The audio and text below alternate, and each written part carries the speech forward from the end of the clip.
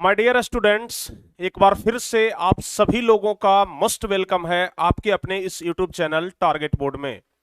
तो प्यारे बच्चों, उम्मीद करते हैं कि आप लोग एकदम अच्छे से होंगे, एकदम मस्त होंगे, स्वस्थ होंगे, तंदुरुस्त होंगे और मन लगा करके पढ़ाई में लगे होंगे। प्यारे बच्चों, जैसा कि आप सभी लोगों को पता है कि हम लोग केमिस्ट्री पढ़ रहे थे और केमिस्ट्री में भी हम लोग सबसे पहला नंबर चैप्टर पढ़ रहे थे। क्योंकि आपको यह भी पता है कि पहला नंबर चैप्टर केमिस्ट्री के लिए बेसिक चैप्टर होता है, यानी कि जब तक पहला नंबर चैप्टर पढ़ेंगे नहीं समझ में, बाकी और सब चैप्टर नहीं आने वाला है। तो इसलिए ना हम पहला नंबर चैप्टर को बहुत ही गहनता के साथ पढ़ाए हैं, एकदम बारीकी के साथ पढ़ाए हैं। और जो बच्चे बोल रहे थे कि सर हमें केमिस्ट्री से डर लगता है, अब उनको भी केमिस्ट्री से प्यार हो गया है। तो प्यारे बच्चों, हम यह पूरा चैप्टर समाप्त कर चुके हैं और आज हम आपको बताने वाले हैं कि यह चैप्टर आपके लिए कितना ज्यादा इंपॉर्टेंट है। यानी कि सबसे पहले तो हम ये बताएंगे कि इस चैप्टर से टोटल कितने नंबर के प्रश्न आपके परीक्षा में पूछे जाएंगे। हम अभी ही बता देंगे कि कितने नंबर के प्रश्न पूछे जाएंगे और उतना ही नंबर का आपके परीक्षा में पूछा जाएगा। आप लोग 2024 में जब मैट्रिक का एग्जाम देने के लिए जाएंगे ना, तो उतना ही नंबर का प्रश्न हर हाल में पूछा जाएगा, उससे न तो ज्यादा न तो कम। समझ गए? तो प्यारे बच्चों, हम आपको तो ये बताएंगे ही, साथ ही साथ 2023 जो 2023 परीक्षा हुआ अभी रिसेंटली, इस परीक्षा में जो क्वेश्चन पूछे गए थे, कौन कौन से क्वेश्चन पूछे गए थे, किस लेवल के क्वेश्चन पूछे गए थे, ये सब कुछ हम आपको बताएंगे। जिन बच्चों को नहीं जानकारी है, बाद में जो बच्चे रिकॉर्डेड क्लास या देखते हैं उनके लिए हम बता दें कि यह क्लास डेली शाम 7 बजे से होता है। जो बच्चे लाइव में आकर के जुड़ना चाहते हैं तो डेली शाम 7 बजे हमारे साथ लाइव में जुड़ सकते हैं, और किसी प्रकार का कोई भी समस्या है तो नीचे कमेंट कर सकते हैं। ठीक है ना?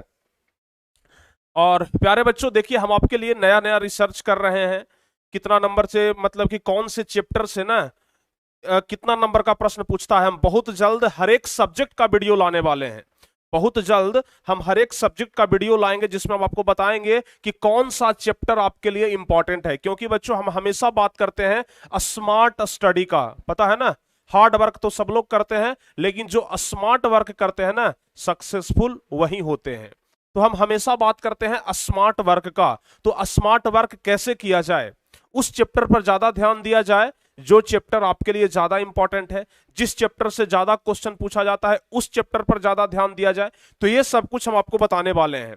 अगर आपको जानकारी नहीं है तो केमिस्ट्री के बारे में हम आपको थोड़ा सा जानकारी दे देते हैं कि प्यारे बच्चों, जो अपना पहला नंबर चैप्टर है ना, उससे कितने नंबर के प्रश्न पूछे जा सकते हैं।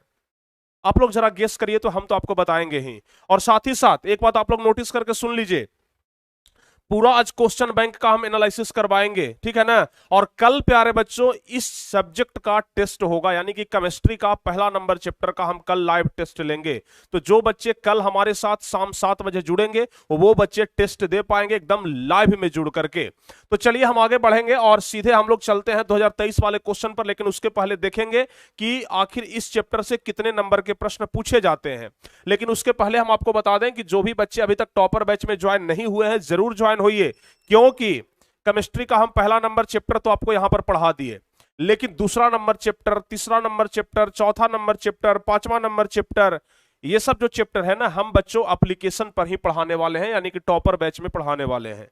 तो जो बच्चे हमसे पढ़ना चाहते हैं, एकदम बारीकी से सीखना चाहते हैं, अगर आपको इच्छा है कि हाँ भाई हमारा भी 470 480 प्लस नंबर आए, तो इसके लिए ना बच्चों आप लोग को टॉपर बैच जरूर ज्वाइन करना चाहिए। हजारों बच्चों अभी तक भरोसा दिखा चुके हैं, बहुत सारे बच्चे जुड़ चुके हैं, डेली लाइव क्लास कर रहे हैं, तो आपको भी जरूर करना चाहिए। नो कंप्रोमाइज, पढ़ाई के मामले में बिल्कुल नो कंप्रोमाइज, ठीक है ना। क्योंकि आप लोग चाहते हैं कि हमें कहां पर वैसा क्वालिटी मिले, वैसा एजुकेशन मिले जो कि कम पैसे में हो और बेहतर समझ में आए। देखिए, कहीं पर अगर आप 1 लाख रुपया देकर के पढ़ रहे हैं लेकिन उसका पढ़ाई ही आपको समझ में नहीं आ रहा है, तो वो 1 लाख देने से क्या कोई फायदा है। 1 लाख दे देना बड़ाई नहीं है कि 1 लाख दे दिया, हम खूब, हमारा खूब तारीफ हो रहा है, अरे हम तो 1 लाख रुपया देकर के पढ़ रहे हैं। हम 1,000 ही देकर के पढ़ेंगे, लेकिन समझ में आना चाहिए, ठीक है ना। समझ में आ गया तो समझिए कि हमारा 1,000 ही 1 लाख नहीं बल्कि 10 लाख के बराबर है। समझ गए? और हम कोशिश करते हैं कि एक भी डाउट आपका छूटे नहीं, हर एक डाउट को हम क्लियर करते हैं। जिन बच्चों का आप देखते हैं कि बार बार कमेंट आ रहा है ना एप्लीकेशन में, उन बच्चों को हम कॉल तक करते हैं, कॉल करके भी पूछते हैं बताइए आपको क्या प्रॉब्लम है, बताइए आपको क्या दिक्कत हो रहा है, क्योंकि सबका नंबर हमारे पास ऑलरेडी है। आप जितने सारे भी बच्चे जो एप्लीकेशन में हमारे साथ ज्वाइन हुए हैं ना, सबका नंबर हमारे पास है, क्योंकि आप लोग नंबर डालते हैं तब लॉगिन होता है, तो सबका नंबर हमारे पास है। जिनका भी दिक्कत होता है हम तुरंत इधर से कॉल करते हैं कि भाई किनको दिक्कत है, किनको परेशानी है, क्या समस्या है, तुरंत हम सॉल्व करते हैं, तुरंत हम डाउट क्लियर करते हैं, तो कहीं कोई दिक्कत भी नहीं है। ठीक है ना। चलिए, हाँ बिल्कुल, सूरज की तरह चमकना है तो सूरज की तरह जलना भी होगा। तो जो बच्चे अभी तक टॉपर बैच में ज्वाइन नहीं हुए हैं जरूर ज्वाइन हो जाइए। इसके लिए आप लोगों को 81 14 53 20 21 या 92 93 11 25 ये दो में से किसी भी एक नंबर पे कॉल करके आप लोगों को क्या कर लेना है, एडमिशन ले लेना है। ठीक है, ये दो में से किसी भी एक नंबर पे आप लोग कॉल करके एडमिशन ले सकते हैं। ठीक है ना। चलिए तो प्यारे बच्चों हम लोग सीधे बढ़ते हैं आगे, सीधे हम लोग आगे बढ़ते हैं और अब चलते हैं। अच्छा एक बात हम आपसे आज पूछना चाहते हैं, कितने ऐसे बच्चे हैं जो हैंड नोट्स से पढ़ रहे हैं, टॉपर के हैंड नोट्स से पढ़ रहे हैं, और कितने ऐसे बच्चे हैं जो टारगेट बोर्ड के स्टडी मटेरियल से पढ़ रहे हैं? जरा एक बार कमेंट करके आप लोग बताइएगा तो, कितने ऐसे बच्चे हैं जो टारगेट बोर्ड के स्टडी मटेरियल से पढ़ रहे हैं, और कितने ऐसे बच्चे हैं जो हैंड नोट्स से पढ़ रहे हैं, टॉपर के हैंड नोट्स से? जरा एक बार बच्चों कमेंट करके आप हमें जरूर बताइए। ठीक है ना, जल्दी से एक बार जरा कमेंट करके आप हमें बता दीजिए कितने ऐसे बच्चे हैं, हम देखना चाहते हैं। ठीक है, वाह क्या बात है सर, आपके नोट्स से पढ़ रहे हैं, टारगेट बोर्ड के स्टडी मटेरियल से पढ़ रहे हैं, बहुत अच्छी बात है, बहुत अच्छी बात है। अगर टारगेट बोर्ड के स्टडी मटेरियल से पढ़ रहे हैं तब तो ठीक है ना। और कोई दिक्कत? चलिए बहुत बढ़िया। यानी कि अधिकांश बच्चे, अच्छा कुछ बच्चे कह रहे हैं सर बोथ नोट्स, यानी कि दोनों नोट्स से, कुछ बच्चे दोनों नोट्स से पढ़ रहे हैं, जबकि ज्यादातर बच्चे ना टारगेट बोर्ड के ही स्टडी मटेरियल से पढ़ रहे हैं, क्योंकि हमें लगता है ना कि टारगेट बोर्ड का स्टडी मटेरियल से ज्यादा बढ़िया और कुछ हो ही नहीं सकता है। अगर आप मैट्रिक का तैयारी कर रहे हैं तो इससे ज्यादा बेहतर और कुछ हो ही नहीं सकता है, समझ गए, सबसे ज्यादा बेहतर यही है। तो इसलिए प्यारे बच्चों आप लोग जरूर मन लगा करके पढ़ेंगे। चलिए और अब हम आगे बढ़ते हैं, और सबसे पहले आपको ये चार्ट दिखाते हैं प्यारे बच्चों। ये चार्ट आखिर किस प्रकार का चार्ट है? खाने वाला चार्ट नहीं है, ये चार्ट है, समझ गए ना। ये प्यारे बच्चों चार्ट है, और इसमें ना बहुत कुछ लिखा हुआ है, बहुत कुछ लिखा हुआ है। जरा ध्यान से समझिए क्या लिखा हुआ है। ये इधर हो गया फर्स्ट सिटिंग और ये हो गया सेकंड सिटिंग, यानी कि हम यहां पर आपको इस चार्ट के मदद से बताने वाले हैं कि आखिर 2023 के परीक्षा में, 2023 के परीक्षा में फर्स्ट सिटिंग में ऑब्जेक्टिव में कितने क्वेश्चन पूछे गए, सब्जेक्टिव में कितने क्वेश्चन पूछे गए, उसमें भी लघु उत्तरीय में कितने क्वेश्चन पूछे गए और दीर्घ उत्तरीय में कितने क्वेश्चन पूछे गए। फिर हम दूसरी सिटिंग के बारे में भी बताएंगे कि दूसरी सिटिंग में ऑब्जेक्टिव में कितने क्वेश्चन पूछे गए, लघु उत्तरीय और दीर्घ उत्तरीय में कितने क्वेश्चन पूछे गए, पहला नंबर चैप्टर से। तो जरा ध्यान से सुन लीजिएगा, जो अपना पहला सिटिंग है प्यारे बच्चों, जो अपना फर्स्ट सिटिंग है ना, जो फर्स्ट सिटिंग है, तो फर्स्ट सिटिंग में अगर चैप्टर 1 की बात किया जाए, यानी कि रासायनिक अभिक्रिया एवं समीकरण चैप्टर का बात किया जाए, तो फर्स्ट सिटिंग में ऑब्जेक्टिव में मात्र 2 क्वेश्चन पूछे गए थे। ठीक है ना, ऑब्जेक्टिव में मात्र 2 क्वेश्चन पूछे गए थे, और फर्स्ट सिटिंग में ही लघु उत्तरीय प्रश्न कितना पूछा गया था? टोटल 3 क्वेश्चन पूछा गया था। ठीक है ना, फर्स्ट सिटिंग में चैप्टर 1 से केमिस्ट्री सब्जेक्ट में 3 क्वेश्चन लघु उत्तरीय पूछा गया था और 2 क्वेश्चन ऑब्जेक्टिव का पूछा गया था। बाकी फर्स्ट सिटिंग में दीर्घ उत्तरीय को क्वेश्चन नहीं पूछा गया था, फर्स्ट सिटिंग में दीर्घ उत्तरीय का क्वेश्चन नहीं पूछा गया था। अगर हम सेकंड सिटिंग की बात करें तो सेकंड सिटिंग में पहला नंबर चैप्टर से ऑब्जेक्टिव में 2 क्वेश्चन और लघु उत्तरीय में 1 क्वेश्चन पूछा गया था और दीर्घ उत्तरीय में 1 क्वेश्चन पूछा गया था। यानी कि इससे अर्थ क्या निकलता है, जरा आप लोग ध्यान से समझिए। एनालिसिस करना बहुत छोटी बात नहीं है, बहुत बड़ी बात होती है। कुल मिलाकर के प्यारे बच्चों सबसे पहले आप लोग ये समझ लीजिए कि अपना जो पहला नंबर चैप्टर है रासायनिक अभिक्रिया एवं समीकरण, इस चैप्टर से टोटल कितने नंबर के क्वेश्चन पूछे जाते हैं? तो 3 और 2 5 नंबर के क्वेश्चन पूछे जाते हैं। ठीक है ना, 3 और 2 5 नंबर के क्वेश्चन, सॉरी ये 3 क्वेश्चन है ना, तो 3 दूनी 6 नंबर और 2 इधर हो गए 8 नंबर, यानी कि 8 नंबर के क्वेश्चन इधर पूछे गए हैं। और दूसरी सिटिंग में 5 नंबर का एक दीर्घ उत्तरीय हो गया, 2 नंबर का लघु उत्तरीय, तो 5 और 2 7, और ऑब्जेक्टिव क्वेश्चन 2 नंबर का, यानी कि 9 नंबर का। यानी कि प्यारे बच्चों जो पहला नंबर चैप्टर है अपना, यहां से टोटल कितना नंबर का पूछा जा रहा है? टोटल कितना मार्क्स का पूछा जा रहा है? 8 से 9 मान लीजिए, या फिर 9 से 10 नंबर, यानी कि मिला जुला करके आप मान सकते हैं कि सिर्फ केमिस्ट्री में पहला नंबर चैप्टर से लगभग 10 नंबर का प्रश्न पूछा जा रहा है। समझ गए ना, सिर्फ पहला नंबर चैप्टर से लगभग 10 नंबर का प्रश्न पूछा जा रहा है। कितना ज्यादा इंपॉर्टेंट है, यानी कि अगर आप ये पहला नंबर चैप्टर पढ़ लिए है ना, समझिए कि आपका 8 9 10 नंबर कंप्लीट हो गया केमिस्ट्री में, कोई नहीं काट सकता है। और किस प्रकार का क्वेश्चन पूछा जाता है ना, अभी हम आपको बताएंगे। ऑब्जेक्टिव सब्जेक्टिव आप देख करके पक्का गारंटी के साथ कह रहे हैं ना, आपके मुंह से यही बात निकलेगा, प्रिंस सर आप जो पढ़ाए ना उससे बाहर एक भी नहीं पूछ रहा है, उससे बाहर पूछ ही नहीं रहा है, आप यही कहेंगे। विश्वास करिए, यकीन मानिए, आप यही कहेंगे। और कल जब हम ऑब्जेक्टिव का टेस्ट लेंगे ना, आपका एक भी टेस्ट में क्वेश्चन गलत नहीं होगा, हम गारंटी देते हैं। क्योंकि उस लेवल का हम आपको ऑलरेडी पढ़ा चुके हैं। जितना बेसिक से पढ़ाया है ना, उतना बेसिक से कोई टीचर्स नहीं पढ़ाते हैं प्यारे बच्चों। देखिए, यह बात आप लोग को तो समझ में आ गया कि टोटल पहला नंबर चैप्टर से केमिस्ट्री में लगभग 8 से 10 नंबर का प्रश्न पूछा जाता है। 8 से 10 नंबर का प्रश्न पूछा जाता है, ठीक है ना। टोटल कितना नंबर का पूछा जाता है?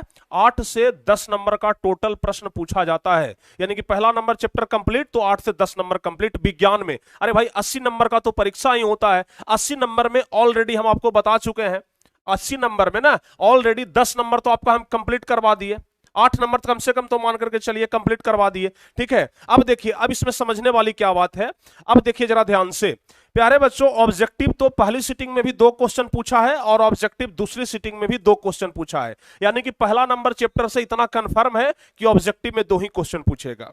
ऑब्जेक्टिव में पहला नंबर चैप्टर से 2 नंबर का प्रश्न पूछेगा। अब क्वेश्चन देखिए, क्वेश्चन 4 भी दे सकता है, ठीक है ना। क्वेश्चन क्योंकि 2 नंबर का पूछ रहा है तो 2 दूनी 4 डबल करके देता है ना, तो यानी कुल मिलाकर के ना 2 नंबर का ऑब्जेक्टिव पूछेगा पहला नंबर चैप्टर से, इतना कंफर्म है। अगर लघु उत्तरीय का बात किया जाए तो अगर लघु उत्तरीय का बात किया जाए प्यारे बच्चों, तो पहले इसको समझने के लिए पहले आप ये समझ लीजिए कि ऑब्जेक्टिव क्वेश्चन पूछा जाता है 2 नंबर का। बाकी अगर सब्जेक्टिव का बात किया जाए ना तो लगभग 6 से 8 नंबर का सब्जेक्टिव पूछा जाता है। 6 से 8 मार्क्स का सब्जेक्टिव क्वेश्चन पूछा जाता है। इसमें 6 से 8 नंबर का सब्जेक्टिव क्वेश्चन पूछा जाता है। इसमें या तो लघु उत्तरीय ही 3 क्वेश्चन पूछ देगा, अगर लघु उत्तरीय 3 क्वेश्चन पूछ देगा तो दीर्घ उत्तरीय क्वेश्चन नहीं देगा। अगर लघु उत्तरीय 3 क्वेश्चन पूछ देगा तो फिर दीर्घ उत्तरीय क्वेश्चन नहीं देगा। अगर लघु उत्तरीय 1 क्वेश्चन पूछेगा तो 1 क्वेश्चन दीर्घ उत्तरीय का भी पूछेगा। जैसे पहली सिटिंग में देख लीजिए, लघु उत्तरीय 3 क्वेश्चन पूछ दिया तो दूसरी सिटिंग में पहली सिटिंग में लघु उत्तरीय 3 क्वेश्चन पूछा तो दीर्घ उत्तरीय में क्वेश्चन ही नहीं दिया। दूसरी सिटिंग में लघु उत्तरीय 1 ही क्वेश्चन पूछा है लेकिन दीर्घ उत्तरीय भी 1 क्वेश्चन पूछ दिया है, लेकिन आसान क्वेश्चन है, ज्यादा हार्ड क्वेश्चन नहीं है, अभी हम आपको बताएंगे। कुल मिलाकर के प्यारे बच्चों अगर देखा जाए ना तो सबसे ज्यादा इंपॉर्टेंट आपके लिए यही है कि आप ऑब्जेक्टिव को तो पकड़ बना करके ही रखें, सब्जेक्टिव पर भी आपका पकड़ उतना ही होना चाहिए, ठीक है। सब्जेक्टिव पर भी आपका पकड़ उतना ही होना चाहिए, तभी आप इस तरीके से कुछ काम कर सकते हैं, कुछ स्टडी कर सकते हैं। इसको कहते हैं स्मार्ट वर्क। अगर प्यारे बच्चों हम पूरे विज्ञान में आपको लगता है कि पूरे विज्ञान में सबसे ज्यादा क्वेश्चन किस चैप्टर से पूछा जाता है? फिजिक्स केमिस्ट्री और बायोलॉजी तीनों मिला दें अगर फिजिक्स केमिस्ट्री बायोलॉजी तीनों मिला दें तो सबसे ज्यादा किस सब्जेक्ट के किस चैप्टर से क्वेश्चन पूछा जाता है? बताइए, कुछ अनुमान, हाँ कुछ अंदाजा है आपको? फटाफट से बताइए जरा,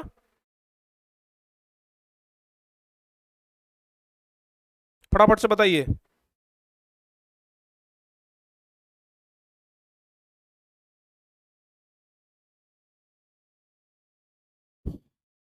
प्यारे बच्चों हम आपको बताते हैं कि सबसे ज्यादा जो क्वेश्चन पूछा जाता है ना पूरे विज्ञान की हम बात करते हैं, सबसे ज्यादा अगर कोई क्वेश्चन पूछा जाता है तो वो है प्यारे बच्चों बायोलॉजी का पहला नंबर चैप्टर, बायोलॉजी का फर्स्ट चैप्टर।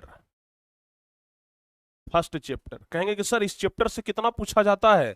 अब फर्स्ट चैप्टर में देखिए क्या क्या आता है, जैव प्रक्रम आ जाता है, जैव प्रक्रम आता है, श्वसन आता है, परिवहन आता है और उत्सर्जन आता है। ये 4 टॉपिक मिला करके ना देखिए क्या क्या बताए, जैव प्रक्रम लाइफ प्रोसेस, उसके बाद हमको आपको श्वसन बताए रेस्पिरेशन, तीसरा हो जाता है परिवहन और चौथा हो जाता है उत्सर्जन। ये 4 टॉपिक मिला करके ना 2023 परीक्षा की अगर बात किया जाए तो 2023 परीक्षा में पहली सिटिंग में 27 नंबर का क्वेश्चन पूछा है सिर्फ पहला नंबर चैप्टर से। अगर पहली सिटिंग की बात किया जाए ना, अगर पहली का बात किया जाए तो टोटल 27 नंबर का पूछा है प्यारे बच्चों, सिर्फ पहली सिटिंग में बायोलॉजी के पहले नंबर चैप्टर से। अगर दूसरी सिटिंग की हम बात करें तो दूसरी सिटिंग में ना 20 नंबर का पूछा है, 20 नंबर का पूछा है। सोच करके देखिए कितना ज्यादा इंपॉर्टेंट चैप्टर है, कितना ज्यादा इंपॉर्टेंट चैप्टर है, सोच करके देखिए। बायोलॉजी का पहला नंबर चैप्टर बहुत ही ज्यादा इंपॉर्टेंट है। तब ना हम आपको जब बायोलॉजी पढ़ा रहे थे तो बार बार बोल रहे थे कि अरे बबुआ बहुत ही ज्यादा इंपॉर्टेंट है, आप इसको पढ़ लो। देखिए हार्ड वर्क सब कोई करते हैं, जो हार्ड वर्क करेगा वो क्या करेगा, पहले ये चीज हम इसलिए समझा रहे हैं ना ताकि आप लोग के दिमाग में अटे कि क्या पढ़ना है और क्या नहीं पढ़ना है। टॉपर बनने के लिए ना आपको बता रहे हैं, टॉपर बनने के लिए क्या पढ़ना है, इससे ज्यादा तुम्हें इस बात पर फोकस करना होगा कि क्या नहीं पढ़ना है। समझ गए? टॉपर बनने के लिए अगर ज्यादा नंबर लाना चाहते हो तो इस बात पर आपको फोकस करना होगा कि क्या नहीं पढ़ना है। सब लोग ये फोकस करते हैं कि क्या पढ़ना है, लेकिन आपको यह फोकस करना है कि क्या नहीं पढ़ना है। कहीं ऐसा तो नहीं कि जो नहीं पढ़ना है उसी पर आपका ध्यान ज्यादा हो, जो पढ़ना है उस पर आपका ध्यान ही ना हो, यह भी तो हो सकता है ना। तो इस बात पर आपको ज्यादा पकड़ बना के रखना है। तो बायोलॉजी का पहला नंबर चैप्टर बहुत ही ज्यादा इंपॉर्टेंट है। केमिस्ट्री का पहला नंबर चैप्टर से 8 से 10 नंबर के सवाल पूछे जाते हैं। अगर हम बात करें कि केमिस्ट्री में कौन ऐसा चैप्टर है जिस चैप्टर से सबसे ज्यादा प्रश्न पूछा जाता है, तो हम कहेंगे कि चैप्टर 2। केमिस्ट्री में प्यारे बच्चों चैप्टर 2 यानी कि जो दूसरा नंबर चैप्टर है ना, दूसरा नंबर जो चैप्टर है यहां से सबसे ज्यादा प्रश्न पूछा जाता है। लगभग लगभग 12 से 14 नंबर का, 12 से 14 नंबर का प्रश्न पूछा जाता है। समझ गए ना? केमिस्ट्री का जो दूसरा नंबर चैप्टर है यह बहुत ही ज्यादा इंपॉर्टेंट है, बहुत ही ज्यादा इंपॉर्टेंट। 12 से 14 नंबर अगर कंप्लीट करना है तो दूसरा नंबर चैप्टर आपको पढ़ना होगा। और दूसरा नंबर चैप्टर हम एप्लीकेशन पर पढ़ाने वाले हैं टॉपर बैच में। तब ना हम बार बार बोल रहे हैं कि जो बच्चे अगर अभी तक टॉपर बैच नहीं लिए हो रहे भाई जल्दी से ले लो। समझ गए ना? चलिए, तो यह डाटा आपको समझ में आ गया? फटाफट से एक बार कमेंट करके बताइए, क्या यह चार्ट आपको समझ में आया? क्या आपको यह समझ में आया कि स्मार्ट स्टडी क्या होता है? हार्ड वर्क हमें नहीं करना है बच्चों, स्मार्ट वर्क करना है। स्मार्ट वर्क मतलब क्या नहीं पढ़ना है उसे निग्लेक्ट करिए, उसे हटाइए, पहले क्या पढ़ना है उसको जरा ध्यान से देखिए। जैसे बायोलॉजी, कुछ लोग क्या करते हैं ना कि बायोलॉजी का खूब पढ़ रहे हैं, खूब पढ़ रहे हैं। अरे पहले पहला नंबर चैप्टर तुम चाट जाओ, पहला नंबर चैप्टर से ना कहीं से क्वेश्चन पूछ दे छूटना नहीं चाहिए। पहला नंबर चैप्टर में कहीं से क्वेश्चन पूछ दे छूटना नहीं चाहिए। समझ लो कि तुम्हारा 20 प्लस नंबर रखा हुआ है, 20 से 25 नंबर ना तुम्हारा रखा हुआ है बायोलॉजी में, कोई नहीं काट सकता है। पहला नंबर चैप्टर पढ़ लो, परिवहन पढ़ लो, उत्सर्जन पढ़ लो, श्वसन पढ़ लो, जैव प्रक्रम पढ़ लो, और बाकी का क्वेश्चन बाकी सब चैप्टर से पूछा जाता है। तो पहले पहला नंबर चैप्टर जब 100% कंप्लीट होगा तब दूसरे तीसरे चौथे पर जाएंगे। उसी तरीके से केमिस्ट्री में देख रहे हैं 8 से 10 नंबर कंप्लीट करना है, पहला नंबर चैप्टर कंप्लीट कर लो। 10 से 12 नंबर कंप्लीट करना है, दूसरा नंबर चैप्टर कंप्लीट कर लो। कितना कितना आसान है। स्मार्ट स्टडी इसी को कहते हैं, और हम हमेशा अपने बच्चों को सिखाते हैं स्मार्ट स्टडी करना। समझ में आ गया? समझ में आ गया ना? चलिए बहुत बढ़िया।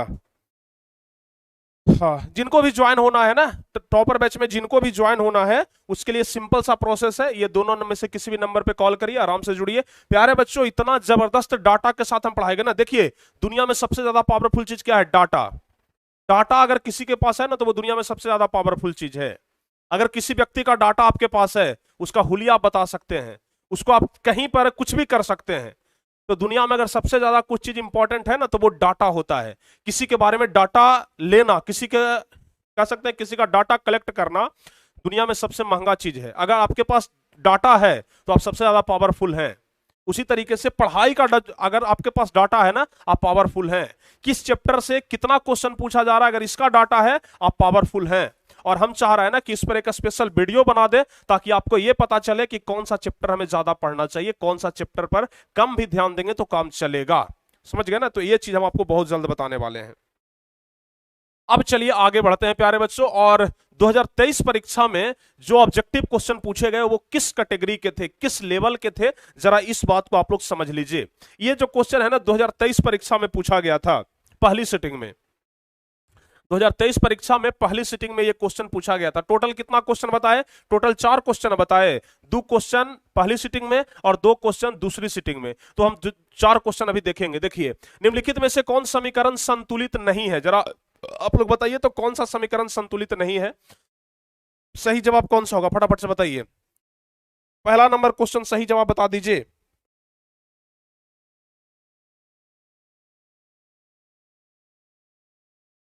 जल्दी जल्दी से बताइए, पहला नंबर क्वेश्चन फटाफट से आप लोग बता दीजिए, कौन सा समीकरण संतुलित नहीं है?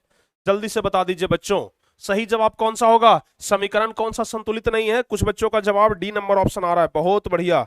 कुछ बच्चों का नहीं, बहुत सारे बच्चों का जवाब डी नंबर ऑप्शन आ रहा है। और जिन बच्चों का जवाब डी नंबर ऑप्शन आ रहा है ना, वाह, आपके लिए एकदम सही है। डी नंबर ऑप्शन आ रहा है, बिल्कुल सही है प्यारे बच्चों। यानी कि देख लीजिए, इधर हाइड्रोजन 2 दूनी 4 है, जरा आप लोग ध्यान से देखिए, इधर हाइड्रोजन 2 दूनी 4 है, इधर ऑक्सीजन 2 है, इधर हाइड्रोजन 4 है और ऑक्सीजन 2 है, ये तो बिल्कुल संतुलित है। दूसरा देख लीजिए, 2KClO3, पोटेशियम इधर 2 है, पोटेशियम इधर 2 है, Cl इधर कितना है भाई? Cl इधर 1 है, इधर भी Cl कितना है? 2 है, सॉरी Cl इधर 2 है ना, देखिए आगे 2 लगा हुआ है तो Cl इधर 2 है, इधर भी Cl 2 है। ऑक्सीजन 3 दूनी 6 है, ऑक्सीजन 3 दूनी 6 है, ये भी संतुलित है। हाइड्रोजन इधर 2 है, हाइड्रोजन इधर 2 है, Cl इधर 2 है, Cl इधर 2 है, बिल्कुल ये संतुलित है।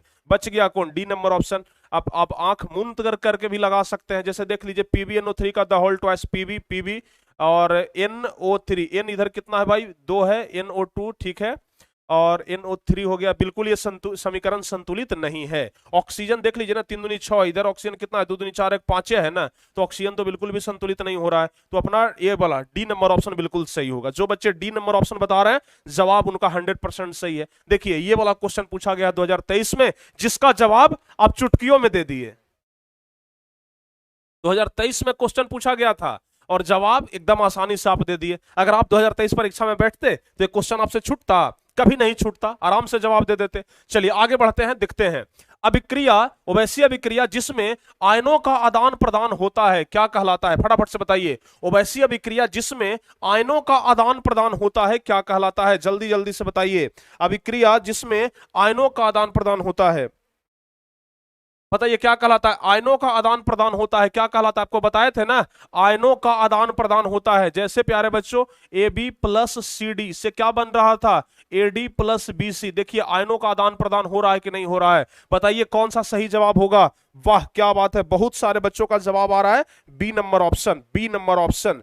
जिन बच्चों का जवाब बी नंबर ऑप्शन आ रहा है ना, बिल्कुल सही जवाब है बी नंबर ऑप्शन, विस्थापन। अच्छा, ऊपर में होना चाहिए था इसको ना, ये वाला ऊपर में होना चाहिए था। चलिए कोई बात नहीं है, ये वाला ऊपर में होना चाहिए था। आप यहाँ पर नाम लिखा गया है ना ABCD, यहां से आप देख करके बताइए। यहां से नाम लिखा गया है ना ABCD, आप यहां से देख करके बताइए, ठीक है ना। ऑप्शन कौन सा है बच्चों? नाम हम लिख दिए है ना ऑलरेडी, नाम हम लिख दिए है ना ऑलरेडी, आप लोग देख करके बताइए। बी नंबर ऑप्शन, जो बच्चे बी नंबर ऑप्शन बता रहे हैं बिल्कुल सही जवाब है। तो यानी कि दूसरा नंबर क्वेश्चन भी आपका सही हो गया। तीसरा नंबर क्वेश्चन हम लोग देख लेते हैं। उपचयन में निम्नलिखित में से क्या होता है? उपचयन किसको बोला जाता है, याद है कुछ? उपचयन प्यारे बच्चों, हाँ हाँ बताइए, उपचयन क्या होता है? उपचयन, ऑक्सीकरण, ऑक्सीडेशन को उपचयन बोला जाता है, बिल्कुल सही जवाब है। हम आपको बताए थे ना ऑक्सीकरण के बारे में, ऑक्सीकरण के बारे में बताए थे, ऑक्सीकरण के बारे में बताए थे। इसी को हम लोग क्या बोलते हैं? उपचयन बोलते हैं, उपचयन बोलते हैं। और हम बताए थे कि इसमें क्या होता है? ऑक्सीजन का योग होता है, बताए थे ऑक्सीजन का योग होता है, यानी कि ऑक्सीजन O2 का क्या होता है बच्चों? योग होता है। और जब ऑक्सीजन का योग होगा तो हाइड्रोजन का वियोग होगा, यानी कि हाइड्रोजन का क्या हो जाएगा? ह्रास होगा, और इलेक्ट्रॉन का त्याग होगा, इलेक्ट्रॉन का क्या होगा? त्याग होगा। ठीक है ना, बताए थे ना कि नहीं बताए थे? तो देखिए उपचयन में निम्नलिखित में क्या होता है? उपचयन में ऑक्सीजन का योग होता है, हाइड्रोजन का वियोग होता है और इलेक्ट्रॉन का त्याग होता है। तो जवाब हो जाएगा इनमें से सभी। डी नंबर ऑप्शन सही होगा कि नहीं सही होगा?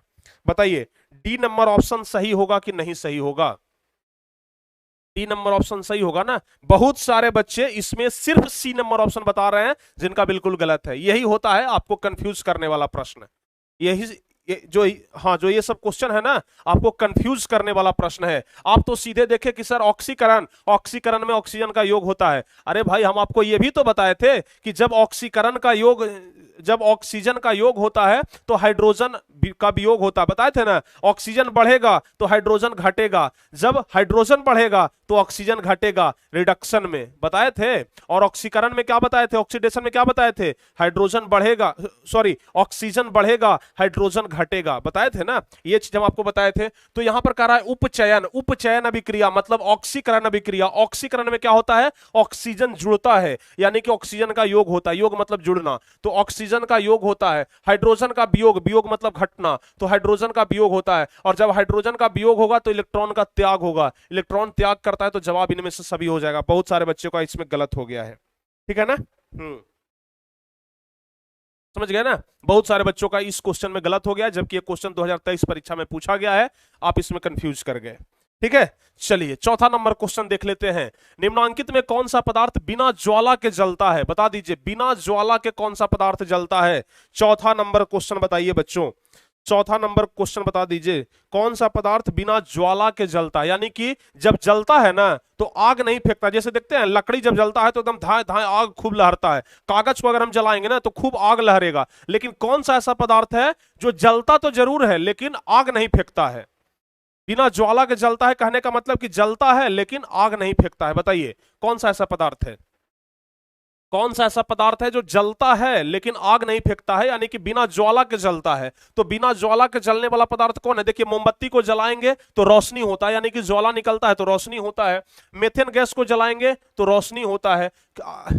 अगर आप दिया जलाते हैं, लालटेन जलाते हैं तो उसमें क्या डाला जाता है, मिट्टी का तेल, जिसको हम किरोसिन तेल बोलते हैं, प्रकाश निकलता है। लेकिन कोयलवा को जलते आप लोग देखिएगा, कोयला जब जलता है ना तो सिर्फ लहलहाता है, क्या होता है, सिर्फ लहलहाता है, आग नहीं लहरता है, जलता नहीं है, सिर्फ लहलहाता है, एकदम लाल लाल एकदम लहलहाएगा। समझ गए ना। तो प्यारे बच्चों कह रहा है कि कौन सा पदार्थ बिना ज्वाला के जलता है, तो अपना कोयला हो जाएगा ना। देखिए क्वेश्चन कितना सिंपल है, ज्वाला के बारे में बताए थे, दहन के बारे में बताए थे, वहां से क्वेश्चन पूछ दिया है 2023 परीक्षा में।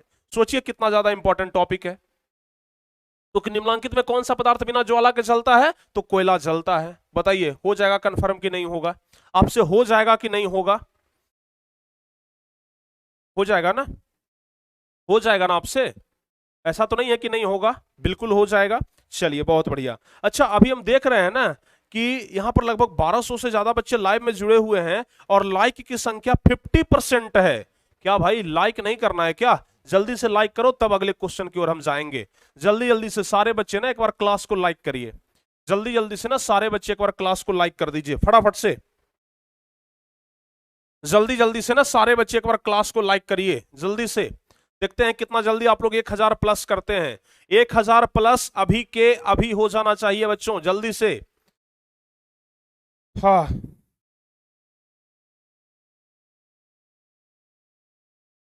फटाफट से आप लोग लाइक शेयर करिए तो जल्दी जल्दी से। चलिए अब हो गया है 1000, अब पूरा होने वाला है। चलिए हो गया, लाइव चैट बंद करके ना थोड़ा सा लाइक करिए आप लोग जल्दी से, 1000 पूरा हो जाए हम अगला क्वेश्चन की तरफ चलेंगे। अब देखिए जरा ध्यान से, हम आपको क्या बताए थे, टोटल 4 क्वेश्चन पूछा गया था ना, जिसमें ये वाला जो 2 क्वेश्चन था, पहली सीटिंग का क्वेश्चन था बच्चों ये वाला, और ये वाला पहली सीटिंग का क्वेश्चन था, बाकी तीसरा और चौथा दूसरी सीटिंग का क्वेश्चन था। कितना आसान क्वेश्चन था, आप हमें ये बताइए कि क्या आपको क्वेश्चन देख करके लगा कि हार्ड क्वेश्चन है, आप बताइए हमें, क्या क्वेश्चन देख करके लगा कि हार्ड क्वेश्चन है, आसान आपको लगा कि, आप ये बताइए, आप कमेंट करिए, आप कमेंट करिए इजी लगा या फिर हार्ड लगा, कमेंट करके बताइए इजी लगा प्यारे बच्चों या हार्ड लगा, एक बार जरा कमेंट करके बताइएगा आप हमें, ठीक है ना। इजी लगा कि हार्ड लगा, बिल्कुल इजी लगा, कहीं कोई दिक्कत नहीं है, सारे बच्चों का जवाब है सर इजी लगा। चलिए बहुत बढ़िया। अब चलिए आगे बढ़ते हैं और अब सब्जेक्टिव क्वेश्चन लघु तरीये के बारे में बात करते हैं। लघु तरीये के बारे में अगर हम बात करें तो उसके पहले हम आपको चार्ट दिखा दें कि लघु तरीये, देखिए लघु तरीये में ना टोटल जो 3 क्वेश्चन था वो पहली सीटिंग में पूछा गया था और एक क्वेश्चन दूसरी सीटिंग में पूछा गया था। हम सभी को देखते हैं प्यारे बच्चों, ठीक है ना, हम सभी को देख लेते हैं। 3 क्वेश्चन पूछा गया था ना, चलिए आगे बढ़ते हैं हम। लघु तरीये, देखिए लघु तरीये में सबसे पहला नंबर क्वेश्चन लघु तरीये का है, 2 नंबर वाला प्रश्न है।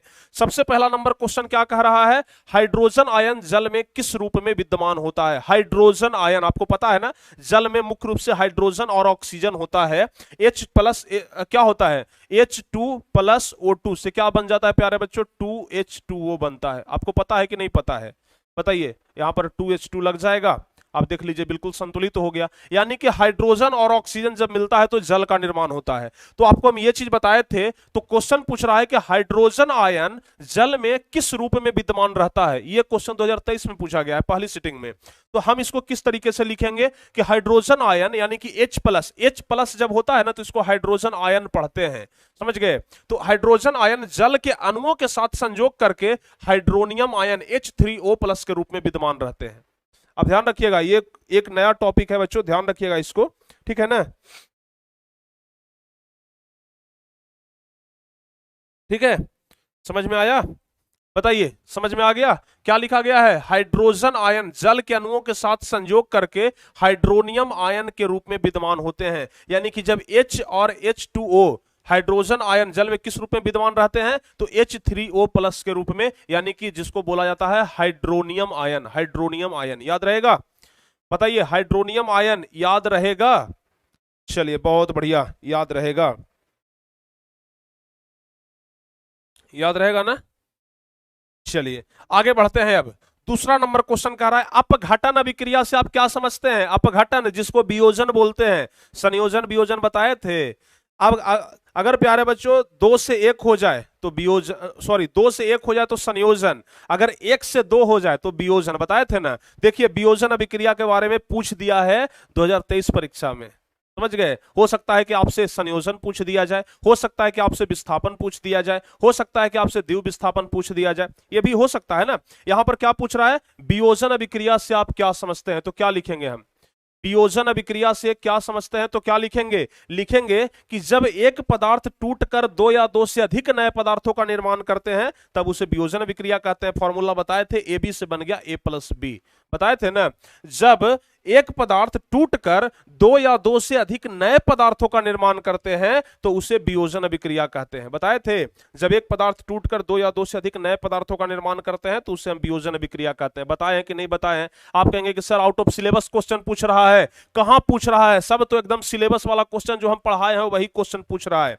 जैसे एक एग्जाम्पल भी दे देंगे। एक बात आप लोग ध्यान रखिएगा, परीक्षा में प्यारे बच्चों जब भी कोई परिभाषा पूछ दे, जब भी कोई क्वेश्चन पूछे तो आपको 100% कोशिश करना है कि कम से कम उस परिभाषा के साथ एक एग्जाम्पल, 2 एग्जाम्पल जरूर दे दें। 1-2 एग्जाम्पल तो कम से कम जरूर दीजिएगा। एग्जाम्पल से ना क्वेश्चन का इंप्रेशन बढ़ता है, आपका, आप जो आंसर दे रहे हैं ना उसका इंप्रेशन बढ़ता है एग्जाम्पल से, समझ गए ना।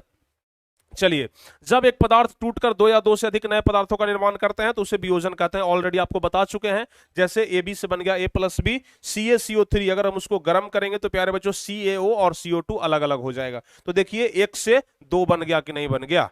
बन गया ना। तो इसी को क्या कहते हैं? वियोजन कहते हैं। ये दूसरा क्वेश्चन है। टोटल 4 क्वेश्चन लघु उत्तरीय में पूछा गया है। अब तीसरा क्वेश्चन देख लीजिए क्या कह रहा है। निम्नांकित अभिक्रियाओं में उपचयित तथा अपचयित होने वाले पदार्थों की पहचान करें। सिर्फ पहचानना है कि किसका ऑक्सीकरण हो रहा है और किसका अवकरण हो रहा है, सिर्फ पहचानना है ऑक्सीकरण किसका हो रहा है और अवकरण किसका हो रहा है। देखिए आपको हम पढ़ाए थे कि जिसके साथ ऑक्सीजन जाकर के जुड़ता है उसका ऑक्सीकरण होता है, जिसके साथ हाइड्रोजन जाकर के जुड़ता है उसका अवकरण होता है। पढ़ाए थे कि नहीं पढ़ाए थे? बताइए, पढ़ाए थे कि नहीं पढ़ाए थे? जिसके साथ ऑक्सीजन जाकर के जुड़ा उसका ऑक्सीकरण हुआ, जिसके साथ हाइड्रोजन जाकर के जुड़ा उसका क्या होता है? उसका क्या होता है बच्चों? उसका अवकरण होता है, रिडक्शन होता है। तो देखिए यहां पर क्वेश्चन दिया गया है 4Na + O2 से बन गया 2NaO। अब जरा ध्यान से अब जरा ध्यान से समझिए, तीसरा नंबर क्वेश्चन गलत लिखा गया है क्या?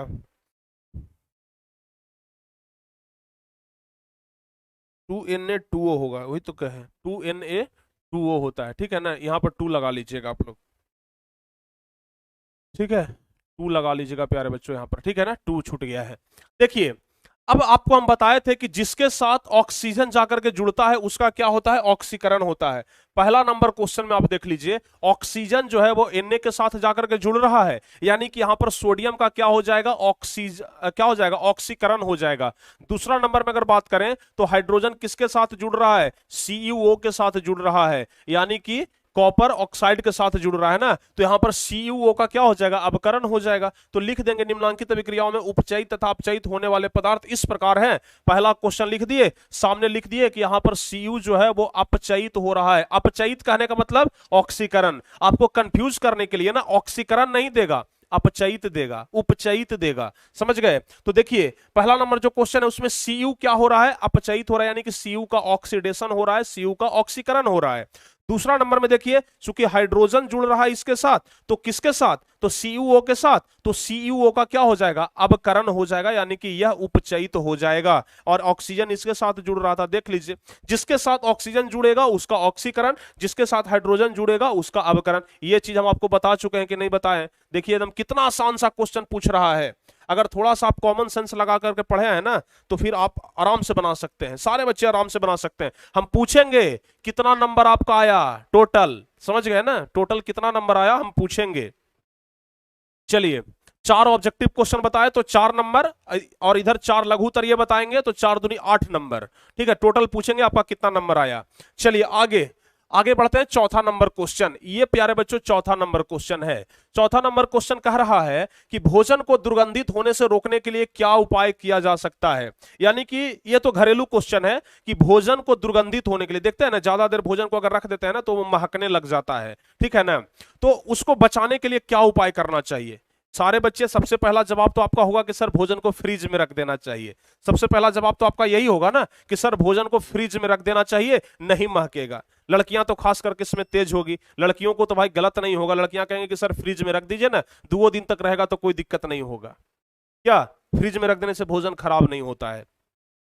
तो इसका हम लोग आंसर लिखेंगे, भोजन को दुर्गंधित होने से रोकने के लिए निम्नलिखित उपाय किया जा सकता है। सबसे पहला, भोजन को रेफ्रिजरेटर में रख करके उसे दुर्गंधित होने से रोका जा सकता है। अब रेफ्रिजरेटर मतलब मत पूछ दीजिएगा सर रेफ्रिजरेटर कौन मशीन होता है। अरे भाई रेफ्रिजरेटर मतलब वही अपना क्या उसको बोलते हैं, अभी हम बोले देखिए फ्रिज, फ्रिज समझ गए ना, रेफ्रिजरेटर मतलब क्या होता है, फ्रिज, समझ गए ना। फ्रिज को ही क्या बोला जाता है, रेफ्रिजरेटर बोला जाता है हिंदी में, ठीक है। तो फ्रिज में रख करके हम लोग भोजन को दुर्गंधित होने से बचा सकते हैं। उसके अलावा भोजन को वायु रुद्ध बर्तनों में, वायु रुद्ध होगा प्यारे बच्चों, वायु शुद्ध नहीं, वायु रुद्ध बर्तनों में, यहां पर थोड़ा सा गलत लिखा गया है, वायु रुद्ध बर्तनों में,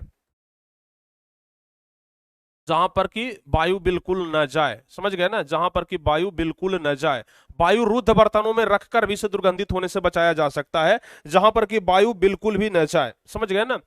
समझ गए, वायु अगर नहीं जा रहा है, हम देखते हैं किसी चीज को क्या करते हैं, सॉरी हम देखिए उल्टा बता रहे हैं, वायु रुद्ध किसी भोजन को वायु रुद्ध बर्तन, हाँ ठीक है, वायु रुद्ध बर्तनों में रख करके उसे दुर्गंधित होने से रोका जा सकता है। और तीसरा क्या है, बसा युक्त भोजन में, अगर जिस भोजन में बसा है, फैट का मात्रा जिस भोजन में है, तो एक विशेष प्रकार का पदार्थ जिसे एंटीऑक्सीडेंट कहते हैं, एंटीऑक्सीडेंट एक पदार्थ होता है, अगर उस भोजन में मिला दिया जाए ना तो भोजन का ऑक्सीकरण रुक जाता है, यानी कि भोजन ऑक्सीजन के साथ अभिक्रिया कर लेता है, सॉरी ऑक्सीजन के साथ अभिक्रिया नहीं करता है, समझ गए। अगर भोजन में हम एंटीऑक्सीडेंट मिला देना तो वो ऑक्सीजन के साथ अभिक्रिया नहीं करेगा, और जब ऑक्सीजन के साथ अभिक्रिया नहीं करेगा तो क्या हो जाएगा, भोजन नहीं महकेगा, भोजन जस का तस रहेगा, ठीक है ना, समझ में आ गया।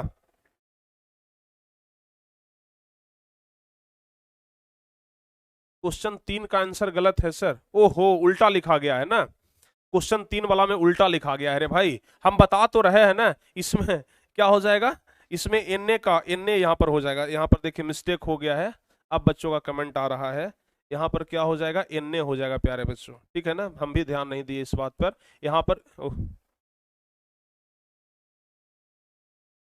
यहाँ पर क्या हो जाएगा, एन का क्या हो जाएगा, एन क्या हो जाएगा, एन क्या हो जाएगा, अपचयित हो जाएगा, सॉरी एन उपचयित हो जाएगा। देखिए उल्टा कितना लिखा गया है, इसको ना हमें मिटाना होगा, सॉरी,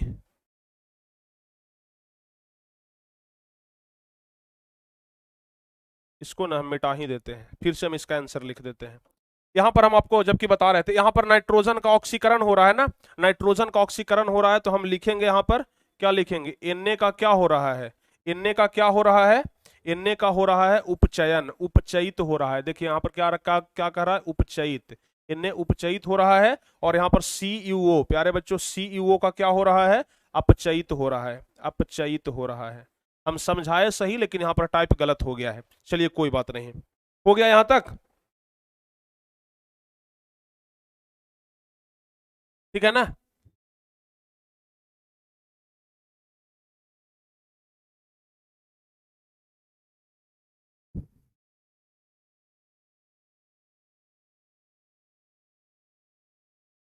समझ में आया? या फिर सीधे सीधे आप लोग इसको ऐसे भी लिख सकते हैं, या फिर इसको ऐसे भी लिख सकते हैं। ओह सॉरी, अरे भाई यहाँ पर क्या हो रहा है?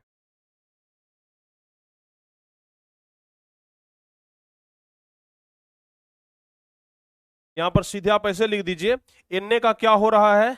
ऑक्सीकरण हो रहा है, ऑक्सीकरण हो रहा है, ठीक है ना। और यहाँ पर क्या लिखेंगे? CuO का, अब CuO का अवकरण हो रहा है। समझ में आ गया? अब बताइए, अब सही है? सही है ना? हम्म,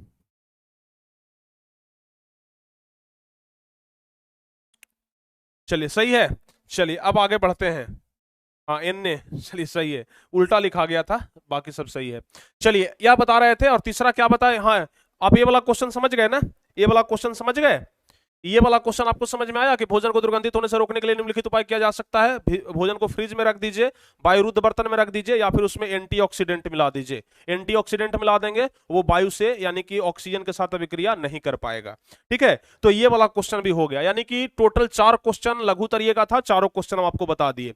अब प्यारे बच्चों, एक क्वेश्चन ना दीर्घ उत्तरीय का पूछा गया था, जो कि सबसे ज्यादा इंपॉर्टेंट है, और दीर्घ उत्तरीय 5 नंबर का पूछा जाता है। ध्यान रखिएगा, दीर्घ उत्तरीय जो क्वेश्चन है ना, वो 5 नंबर का पूछा जाता है। क्या पूछा गया था? रासायनिक समीकरण क्या है? क्या पूछा गया था? रासायनिक समीकरण या फिर रासायनिक अभिक्रिया, रासायनिक समीकरण या रासायनिक अभिक्रिया। और कह रहा है कि निम्नांकित समीकरण से कौन सी सूचनाएं प्राप्त होती है, यानी कि रासायनिक अभिक्रिया से कौन सी सूचना प्राप्त होती है। क्या हम आपको ये वाला क्वेश्चन नहीं बताए थे कि रासायनिक अभिक्रिया क्या है, रासायनिक अभिक्रिया से कौन कौन सी सूचनाएं प्राप्त होती है? बताए थे हम आपको। देखिए आंसर देखने से याद आ जाएगा। रासायनिक समीकरण या रासायनिक अभिक्रिया के बारे में लिखेंगे कि जब कोई पदार्थ अकेले या किसी अन्य पदार्थ के साथ मिल करके एक या एक से अधिक नए गुण वाले पदार्थों का निर्माण करते हैं, तो इस अभिक्रिया को ही हम रासायनिक अभिक्रिया कहते हैं। जैसे CaCO3 प्लस CaCO3 से बन गया CaO प्लस CO2, देख लीजिए रासायनिक समीकरण हो गया, रासायनिक अभिक्रिया कहें तो ये हो गया रासायनिक अभिक्रिया का परिभाषा, जो कि पहला नंबर क्वेश्चन है। रासायनिक समीकरण क्या है, तो ये लिख देंगे। अब पूछ रहा है कि निम्नांकित समीकरण से कौन कौन सी सूचनाएं प्राप्त होती है। हम आपको यह भी बताए थे कि रासायनिक समीकरण या रासायनिक अभिक्रिया के द्वारा निम्नलिखित सूचनाएं प्राप्त होती है। पहला क्या प्राप्त होता है कि कौन सा पदार्थ भाग ले रहा है और क्या बन रहा है, यह पता चलता है। कौन सा पदार्थ भाग ले रहा है और क्या बन रहा है, जैसे हाइड्रोजन और ऑक्सीजन भाग ले रहा है और जल का निर्माण हो रहा है। तो पहला चीज यह पता चलता है कि कौन सा पदार्थ भाग ले रहा है और क्या बन रहा है। दूसरा ये पता चलता है कि अभिकारक में कितने परमाणु या अणु भाग लिए और उत्पाद में कितने अणु या परमाणु भाग लिए। दूसरा ये पता चलता है, ठीक है ना, कि अभिकारक में कितने परमाणु या अणु भाग लिए और उत्पाद में कितने अणु या परमाणु बने। और तीसरा ये पता चलता है कि आयतन के विचार से कितना आयतन भाग लिया और कितना आयतन बना। जैसे यहां पर देख लीजिए, हाइड्रोजन का 2 आयतन भाग लिया, ऑक्सीजन का 1 आयतन भाग लिया, तो जल के 2 आयतन का निर्माण हुआ। ठीक है ना, ये वाला बताइए, हम आपको बताए थे कि नहीं बताए थे? और यही वाला देखिए 2023 परीक्षा में पूछा गया है। यही वाला प्यारे बच्चों 2023 परीक्षा में पूछा गया है। कितना आसानी से आप लोग बना सकते हैं। अच्छा, अब जो लघु उत्तरीय भी बता दिए, दीर्घ उत्तरीय भी बता दिए और ऑब्जेक्टिव भी बता दिए, यानी कि 2023 वाले प्रश्न का पूरा जवाब बता दिए। अब हम आपसे एक बात पूछते हैं, अब हम आपसे एक बात पूछते हैं कि प्यारे बच्चों, ऑब्जेक्टिव, ऑब्जेक्टिव में टोटल नंबर ऑफ क्वेश्चन कितना था? नंबर ऑफ क्वेश्चन यहां पर लिख देते हैं हम, नंबर ऑफ क्वेश्चन ऊपर में,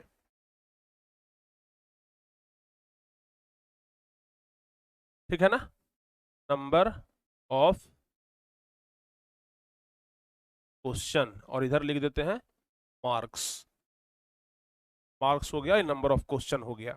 ठीक है, अब जरा देखिएगा जरा ध्यान से, यहां पर ऑब्जेक्टिव में total question, number of question कितना था? 4 था। टोटल कितना नंबर का? 4 नंबर का। अगर हम बात करें शॉर्ट क्वेश्चन का, यानी कि लघु उत्तरीय प्रश्न का, तो लघु उत्तरीय 4 क्वेश्चन था। टोटल नंबर ऑफ मार्क्स कितना हो गया? टोटल मार्क्स हो गया 8 नंबर। और प्यारे बच्चों, लॉन्ग क्वेश्चन था 1 गो और 5 नंबर का। टोटल अगर बात किया जाए तो 8 4 12, 12 5 17, यानी कि 17 नंबर, 17 नंबर हम आपका कंप्लीट करवाए। बताइए 17 नंबर में आपका कितना नंबर आना चाहिए? 17 नंबर में अगर आप 2023 में परीक्षा देते तो कितना नंबर आता? 17 नंबर में आपका कितना नंबर आया, एकदम ईमानदारी के साथ बताइएगा, आपसे रिक्वेस्ट है, आप एकदम ईमानदारी के साथ बताइएगा।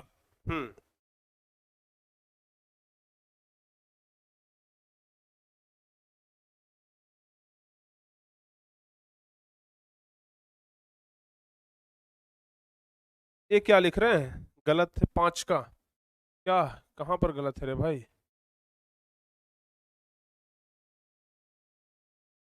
5 नंबर कहां पर, कहीं पर गलत हुआ है क्या?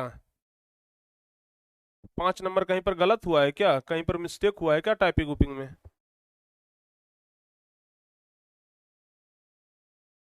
ये क्या कमेंट कर रहा है, 3/4 4/3, समझ में नहीं आ रहा है हमको।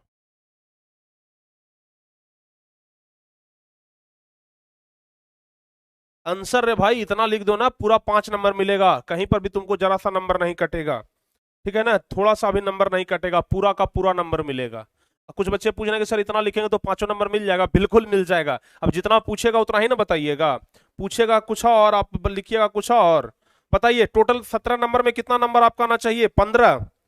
15 नंबर आपका आ रहा है एकदम श्योर?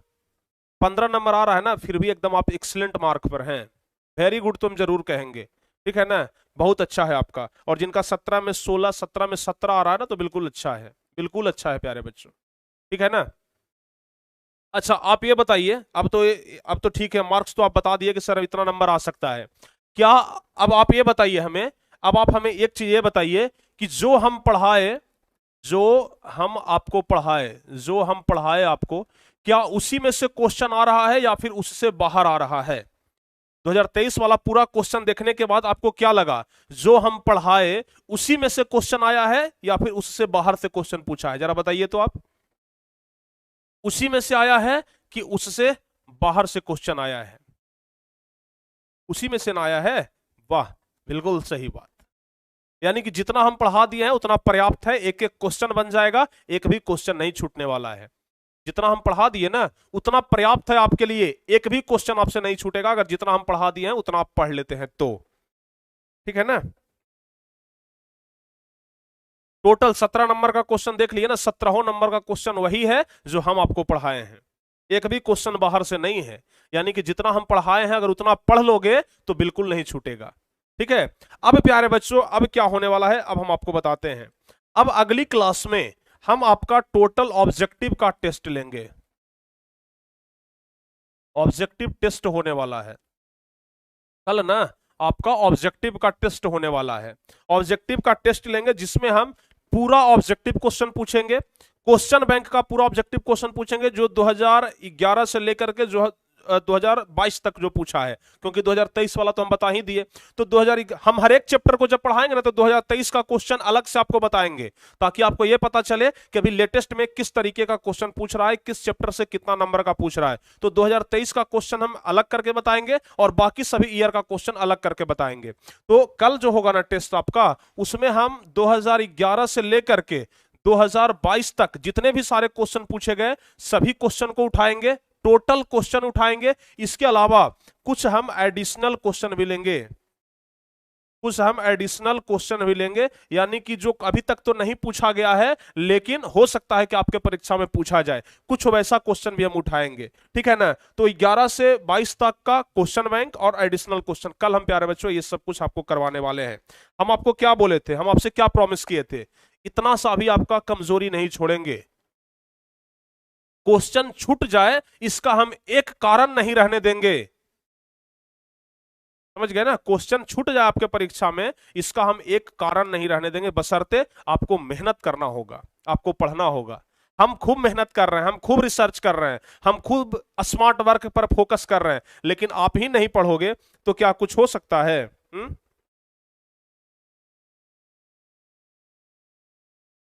अच्छा, कुछ बच्चों का डाउट है कि रासायनिक समीकरण क्या है सर, ये तो रासायनिक अभिक्रिया का डिफिनेशन लिखा हुआ है, कुछ बच्चों का डाउट है कि सर ये तो रासायनिक, कहाँ देख लेते हैं, कुछ बच्चों का डाउट है, हाँ कुछ बच्चों का डाउट है कि सर ये तो रासायनिक अभिक्रिया का लिखा गया है, रासायनिक समीकरण बता दीजिए। प्यारे बच्चों हमें आप ये बताइए, आप या फिर हम इस तरीके से इसको लिख सकते हैं, अगर जो रासायनिक समीकरण का परिभाषा, हालांकि बात एक ही है, हालांकि आप ऐसे लिख सकते हैं कि अगर किसी अभिक्रिया में, या फिर कह सकते हैं कि किसी रासायनिक अभिक्रिया में भाग लेने वाले पदार्थों को अगर संकेत के माध्यम से सूचित करके एक अरेंजमेंट में उसको सरियाते हैं, या फिर संक्षिप्त रूप में रासायनिक समीकरण हम लोग लिखते हैं, तो बस उसी को कहते हैं। जैसे मान लीजिए कि कोई भी, इस तरीके से इसको लिखिए, इस तरीके से लिखिए, किसी रासायनिक अभिक्रिया में भाग लेने वाले पदार्थों को, इस तरीके से आप लिख सकते हैं, किसी रासायनिक अभिक्रिया में, किसी रासायनिक अभिक्रिया में भाग लेने वाले पदार्थों को, भाग लेने वाले, किसी रासायनिक अभिक्रिया में भाग लेने वाले पदार्थों को उनके संकेतों के द्वारा, जैसे मान लिया कि नाइट्रोजन के बारे में लिखना है तो नाइट्रोजन का Na लिखते हैं, कार्बन के बारे में लिखना है तो कार्बन का C लिखते हैं ना, यानी कि उसके संकेतों और सूत्रों के माध्यम से लिखते हैं, ठीक है ना। उसके भाग लेने वाले पदार्थों को संकेतों और सूत्रों की सहायता से, भाग लेने वाले पदार्थों को संकेतों और सूत्रों की सहायता से, सूत्रों की सहायता सूत्रों की सहायता से क्या करते हैं बताइए, संकेतों और सूत्रों की सहायता से क्या करते हैं, अभिक्रिया का संक्षिप्त निरूपण करते हैं। क्या करते हैं, अभिक्रिया का संक्षिप्त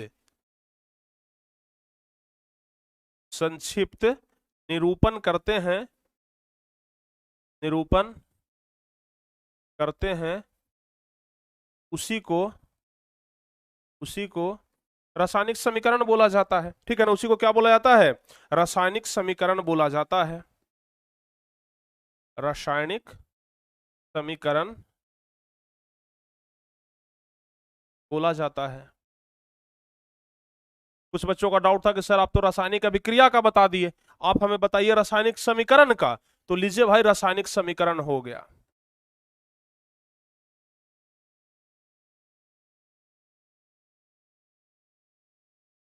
हो गया ना।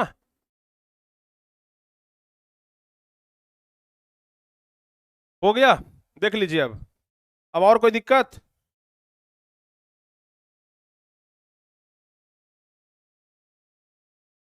अपमार्जक के बारे में ना, हम जब साबुन के बारे में पढ़ाएंगे तब वहां पर अपमार्जक के बारे में बताएंगे। बताइए, यहां तक हो गया ना सबका, ठीक है। रासायनिक संकेतों और सूत्रों की सहायता से अभिक्रिया का संक्षिप्त निरूपण करते हैं, उसी को हम लोग क्या कहते हैं, क्या कहते हैं, समीकरण बोलते हैं। एग्जाम्पल में आप एकदम आसान आसान चीज ले लीजिए, C+O2 से बन गया CO2। देख लीजिए, सी का क्या कर दिया, हम संकेत लिख दिए, कार्बन का संकेत लिख दिए, सूत्र लिख सकते हैं, ऑक्सीजन का सूत्र लिख दिए O2। तो संकेतों और सूत्रों की मदद से अगर हम लोग अभिक्रिया का संक्षिप्त निरूपण करते हैं, उसी को हम लोग क्या कहते हैं, रासायनिक समीकरण बोलते हैं। पता ये समझ में आ गया ना। एक बच्चे हैं, कौन, क्या नाम है, प्रियांशी सिंह, पूछ रहे हैं कि सर एक डाउट है। क्या डाउट है भाई, पूछ लीजिए आप हमसे, ठीक है ना।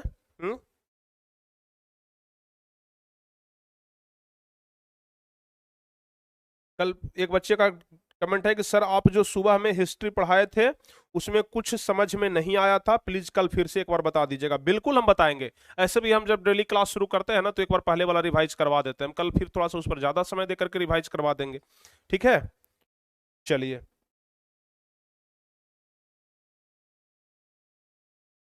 H2+Cl2 2HCl, बिल्कुल सही जवाब है। H2+Cl2, H2+Cl2 से बन जाएगा 2HCl, बिल्कुल सही है।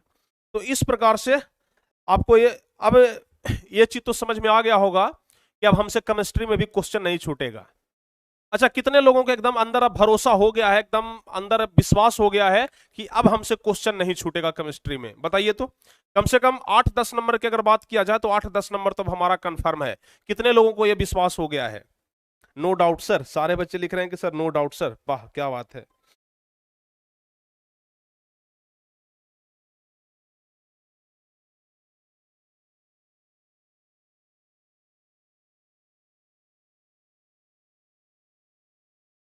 समझ में आ गया, सारे बच्चों को समझ में आ गया।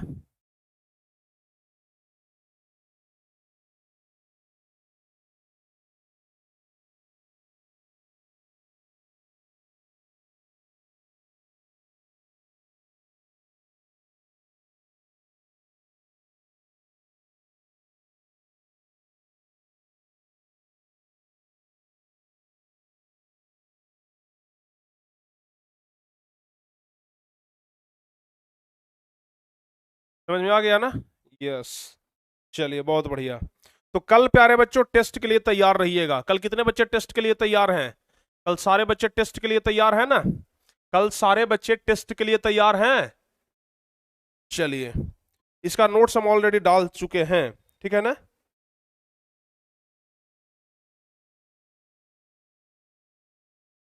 कुछ बच्चे कह रहे हैं कि सर व्हाट्सएप ग्रुप में सर कब जोड़िएगा? प्यारे बच्चों, एप्लीकेशन पर बहुत जल्द अपडेट आने वाला है, जिसमें हम एक अलग से व्हाट्सएप का फीचर्स जुड़वा रहे हैं। बहुत जल्द एप्लीकेशन पर व्हाट्सएप का फीचर आ जाएगा, उसके बाद आप लोग आराम से व्हाट्सएप ग्रुप में जुड़ जाइएगा। फिर तो डेली हम ना पैनल वाला भी पीडीएफ व्हाट्सएप में भेजना शुरू कर देंगे, ठीक है ना? आराम से व्हाट्सएप ग्रुप में जुड़िएगा, आराम से आप लोग को डेली का पीडीएफ मिल जाएगा, पैनल पीडीएफ। तो व्हाट्सएप में जुड़ने का इंतजार है, बस एक आध सप्ताह और वेट कर लीजिए। बहुत जल्द एप्लीकेशन पर अपडेट आ जाएगा, डेली काम चल रहा है, बहुत जल्द आ जाएगा, ठीक है ना? क्योंकि एप्लीकेशन में सब कुछ कोडिंग होता है ना, तो बहुत जल्द नहीं होता है, उसमें थोड़ा सा समय लगता है, लेकिन बहुत जल्द हो जाएगा, ठीक है? तो चलिए प्यारे बच्चों, उम्मीद करते हैं कि आज का क्लास एकदम बेहतरीन लगा होगा, मजे से आप लोग क्लास किए। ऐसे आप लोग जाते जाते ना कम से कम कमेंट हमें ये करिएगा, प्यारे बच्चों आप लोग जा रहे हैं ना, तो जाते जाते ना कम से कम ये कमेंट करके बताइएगा कि आज का ये क्लास आपको कैसा लगा। ये क्लास आपको कैसा लगा कमेंट करके बताना मत भूलिएगा, जरूर कमेंट करके बताइएगा। और साथ ही साथ अगर आपको क्लास अच्छा लगा हो तो लाइक भी करिए, और क्लास अगर अच्छा लगा हो तो शेयर भी करिए। और यहाँ तो पहला नंबर चैप्टर कंप्लीट किए ना, अगर आपको दूसरा नंबर चैप्टर कंप्लीट करना है, तीसरा नंबर चैप्टर कंप्लीट करना है, अदर कोई भी सब्जेक्ट कंप्लीट करना है, तो फिर आप टॉपर बैच में ज्वाइन होइए। आराम से आप लोगों को हर एक सब्जेक्ट को प्रॉपर तरीके से पढ़ाया जाएगा, कहीं कोई दिक्कत नहीं होगा, ठीक है? तो चलिए प्यारे बच्चों, आज का क्लास अब यहीं पे समाप्त किया जाए। मिलते हैं आपसे अगली क्लास में, लेकिन कमेंट करके बताना मत भूलिएगा कि यह क्लास आपको कैसा लगा, ठीक है? मिलते हैं अगली क्लास में, तब तक के लिए जय हिंद, धन्यवाद।